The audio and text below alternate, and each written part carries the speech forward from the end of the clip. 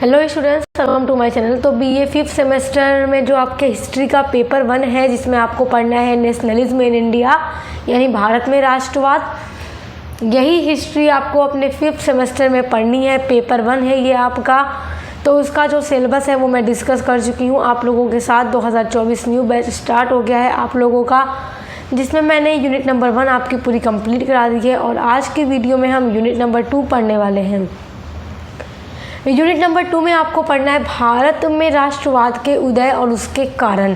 भारत में, यहाँ पे बाय मिस्टेक में छूट गया। चलिए, भारत में राष्ट्रवाद के उदय और उसके कारण हम पढ़ेंगे।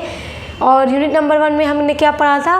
प्रथम स्वतंत्रता संग्राम के बारे में हम लोगों ने पढ़ा था। 1857 की क्रांति या उसका विद्रोह, 1857 का विद्रोह हमने पढ़ा था। अलग अलग नाम है जिसके ऊपर हमने सब चर्चा कर रखी है। 2 पार्ट में यूनिट नंबर 1 अपलोड कर दी है मैंने, और प्लेलिस्ट मैंने बना दी है। प्लेलिस्ट में आपको ऑल वीडियोज़ एक सीक्वेंस में मिलेंगी पढ़ने के लिए, तो आप वहाँ से चेक करके पढ़ सकते हैं। प्लेलिस्ट की लिंक आपको हर वीडियो के डिस्क्रिप्शन बॉक्स में मिल जाएगी, जो भी इस यूनिट होगी। तो यूनिट नंबर 2 में आपको क्या पढ़ना है? भारत में राष्ट्रवाद, यानी कि भारत में राष्ट्रवाद का उदय किस तरह से हुआ, भारत में राष्ट्रवाद हुआ तो कैसे हुआ, कैसे शुरू हुआ, और उसके क्या कारण थे आखिर कि भारत में राष्ट्रवाद का उदय हो गया। तो देखिए, जैसा कि आप लोग ये जानते हैं कि अंग्रेज़ हमारे भारत में हुकूमत कर रहे थे और उन्होंने लगभग 200 वर्षों तक यहाँ पे शासन किया। तो अब भारत को जब आज़ाद कराना था अंग्रेज़ों के चंगुल से, अंग्रेज़ों की गुलामी से, और अंग्रेज़ों को भारत से उखाड़ कर बाहर फेंकना था, तो उसके लिए जब तक राष्ट्रवाद की भावना नहीं होगी, पूरा भारतीय एकजुट नहीं होगा, एकता की भावना नहीं होगी, तब तक क्या करेंगे, वो अंग्रेज़ों से जीत नहीं पाते। तो इसलिए भारतीयों के अंदर राष्ट्रवाद का उदय हुआ, एकजुट की भावना उत्पन्न हुई, अपने देश के प्रति मतलब प्रेम जागृत हुआ, एकता की भावना उठी। तो वही उसी को संज्ञा दी गई राष्ट्रवाद की, कि राष्ट्रवाद का उदय हुआ। यहाँ पे देखिए, मैंने बहुत ही सिंपल नोट्स बनाया है जो कि आपके एग्ज़ाम में आपके काम आएगा। और ऐसा नोट्स मैंने बनाया है कि आपको पढ़कर ही चीज़ें एक बार में समझ में आ जाएंगी। तो चलिए, हम इनके माध्यम से पूरी चीज़ों को समझने का प्रयास करते हैं। सबसे पहले राष्ट्रवाद का अर्थ देखेंगे, आखिर ये राष्ट्रवाद है क्या।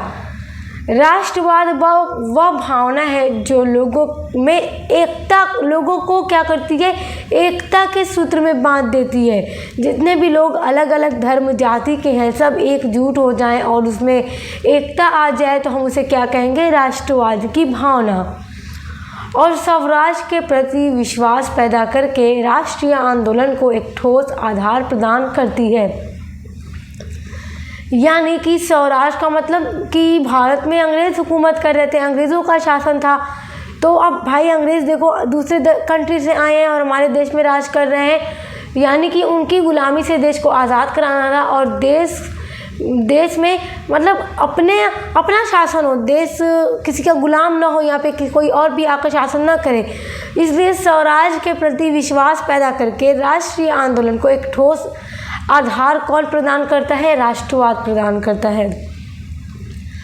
और देखिए, भारतीय राष्ट्रीय आंदोलन राजनीतिक संगठनों, विचारकों और क्रांतिकारियों को मिलाकर किए गए कुछ ऐसे आंदोलन थे जिनका लक्ष्य सिर्फ और सिर्फ एक था कि भारत से ईस्ट इंडिया कंपनी को जड़ से उखाड़ कर फेंक दिया जाए। तो इसलिए लगातार कई तरह के आंदोलन हो रहे थे, जिससे कि जब लोगों के मन में राष्ट्रवाद की भावना उत्पन्न होगी, जागृत होगी, तभी तो लोग आंदोलन करेंगे अपने देश को आज़ाद कराने के लिए। तो वहीं से शुरू हुआ भारत में राष्ट्रवाद, जब आंदोलन होना शुरू हुआ। तो ठीक है, भारतीय राष्ट्रीय आंदोलन या राष्ट्रवाद का उदय 19वीं सदी के उत्तरार्ध में प्रारंभ हुआ था। ये याद रखिएगा कि कब प्रारंभ हुआ था? 19वीं सदी के उत्तरार्ध में प्रारंभ हुआ था। देखिए, अगली हेडिंग है भारत में राष्ट्रवाद के कारण। देखिए, राष्ट्रवाद क्या है आप वो समझ गए। आप कारण आप जब देखोगे कि किन किन कारणों से भारत में राष्ट्रवाद का उदय हो गया, तो ये सारे पॉइंट के थ्रू मैं आपको बताऊंगी और आप इन्हीं पॉइंट को एक्सप्लेन कीजिएगा जब आपसे एग्जाम में ये क्वेश्चन पूछ दे कि भारत में राष्ट्रवाद के उदय पर टिप्पणी लिखिए।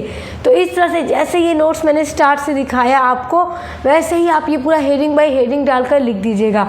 आपका पूरा आंसर एकदम बढ़िया होगा और आपको पूरे मार्क्स मिलेंगे। कारण पूछेगा, पूरा आपको यही लिखना होगा। देखिए पहला कारण है धार्मिक और सामाजिक पुनर्जागरण। आप लोगों ने पढ़ रखा है बीए थर्ड सेमेस्टर हिस्ट्री में, अब आप लोग 5th सेमेस्टर में हैं, आपको याद होगा मैंने आपको पढ़ाया था, जिसमें आप लोगों ने सामाजिक और धार्मिक सुधार आंदोलन के बारे में पढ़ा था। अलग अलग समाज की स्थापना की जा रही थी जिनके माध्यम से समाज सुधारक जो थे बड़े बड़े, जैसे राजा राम मोहन राय, स्वामी दयानंद, ये सारे लोग समाज से जो भी बुराइयां थी उनको दूर करने का प्रयास कर रहे थे। तो मतलब भारत में पुनर्जागरण हुआ, और भारत में पुनर्जागरण का अग्रदूत किसे कहा जाता है? राजा राम मोहन राय को माना जाता है। तो जब भारत के समाज में ऐसे लोग उभर कर सामने आए जिन्होंने समाज में और धर्म में फैली जो भी बुराइयां थी उनको दूर करने का प्रयास किया और समाज सुधार आंदोलन चलाए, तो वहीं से पुनर्जागरण हुआ। तो ये यहाँ से भी राष्ट्रवाद की भावना का उदय हुआ। देखिए 19वीं सदी के धार्मिक और सामाजिक सुधार आंदोलन राष्ट्रीयता के विकास में बहुत अधिक सहायक सिद्ध हुए। इस प्रकार के सुधार आंदोलनों में ब्राह्मण समाज था, जिसकी स्थापना किसने की? राजा राम मोहन राय ने की। एक एक चीज़ पर बहुत अच्छे से पढ़ा चुकी हूँ बीए थर्ड सेमेस्टर में, सारा कुछ आपको पढ़ना था ये सब। और आर्य समाज, रामकृष्ण मिशन और थियोसॉफिकल सोसाइटी नाम प्रमुख है। ये सब क्या है? धर्म सुधार आंदोलन चलाए गए थे। और देखिए प्रमुख नेता कौन कौन से थे? राजा राम मोहन राय, स्वामी दयानंद जिन्होंने आर्य समाज की स्थापना की, स्वामी विवेकानंद जिन्होंने रामकृष्ण मिशन की स्थापना की, और श्रीमती एनी बेसेंट जिन्होंने थियोसॉफिकल सोसाइटी की स्थापना की आदि। इन प्रमुख नेता जो थे इस आंदोलन के माध्यम से भारतीय और सामाजिक जीवन में जो भी फैली बुराइयां थी उनको दूर करके लोगों में सुधार के भाव उत्पन्न कर दिए, और लोगों में काफ़ी हद तक सुधार आया तथा लोगों के अंदर जो आत्महीनता की भावना थी, तो इन महान नेताओं ने क्या किया कि उस आत्महीनता की भावना को समाप्त कर दिया और लोगों के अंदर आत्मविश्वास की भावना को भर दिया, और लोग आत्मविश्वास की भावना से क्या हुआ? जागृत हो गए। अब लोगों में ये विचार उत्पन्न हुआ कि उन्हें स्वतंत्रता की प्राप्ति हेतु प्रयास करना चाहिए। देखिए जब तक इंसान के अंदर आत्मविश्वास की भावना नहीं आती तब तक वो अपने आप को आज़ाद क्यों कराना चाहेगा। जब लोगों के अंदर आत्मविश्वास की भावना जागृत हुई तो लोगों के अंदर अब ये ख्याल उत्पन्न होने लगा कि हमें अंग्रेज़ों की गुलामी नहीं करनी है, हमें स्वतंत्रता चाहिए, हमें आज़ादी चाहिए। तो इससे क्या हुआ कि लोगों के अंदर राष्ट्रवाद की भावना उत्पन्न हो गई। तो ये पहला कारण है धार्मिक और सामाजिक पुनर्जागरण, जिससे कि राष्ट्रवाद का उदय हुआ। दूसरा कारण देखिए पश्चिमी विचार और शिक्षा। देखिए जब अंग्रेज़ भारत में आए तो अपने पश्चिमी विचार को और शिक्षा को भी भारत में अपने साथ लाए। वो लोग के जो भी विचार थे, जिस तरह वो लोग सोचते थे, जो उनकी शिक्षा थी और उनकी जो भाषा थी अंग्रेज़ी, वो भी भारत में आई और उसका काफ़ी ज़्यादा प्रभाव पड़ा भारत में राष्ट्रवाद के उदय पर। देखिए 19वीं शताब्दी में जब आधुनिक पाश्चात्य शिक्षा और विचारधारा के प्रसार के फलस्वरूप भारतीयों में क्या हुआ? राष्ट्रीयता बढ़ाने के लिए एक सर्वोत्तम साधन बन गया।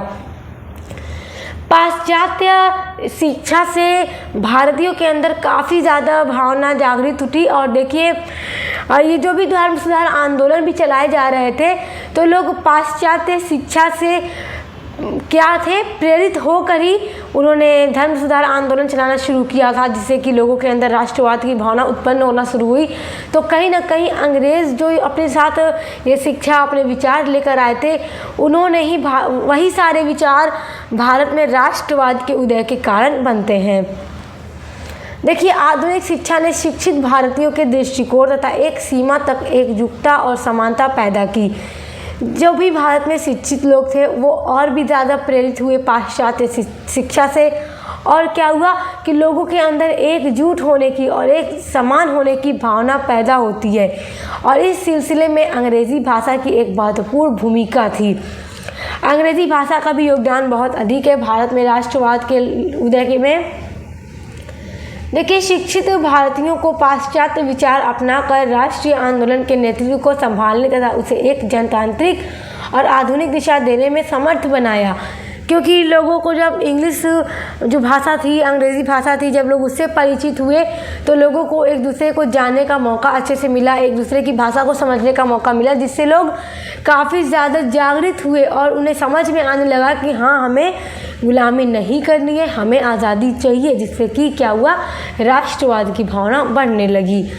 अंग्रेज़ी के राष्ट्रभाषा बन जाने से भारत में कुछ थोड़े प्रबुद्ध लोग जो थे, तो लोगों के लिए यह संभव हो गया कि वे एक दूसरे को अधिक अच्छी तरह जान सके और आपस में विचार विनिमय कर सकें, और विदेशी जो भी निरंकुश शासक थे उनके अत्याचारों से लोहा लेने के लिए साझा मोर्चा बना सके, उनके अत्याचारों से बचने के लिए, उनसे युद्ध लड़ने के लिए, उनसे आज़ाद होने के लिए अच्छी योजना बना सके।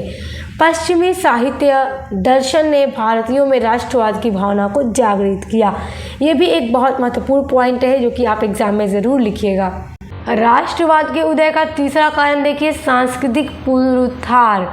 देखिए, भारत में राष्ट्रवाद ने भारतीय संस्कृति और जो विरासत थी और पहचान के पुनरुत्थान को भी बढ़ावा मिला।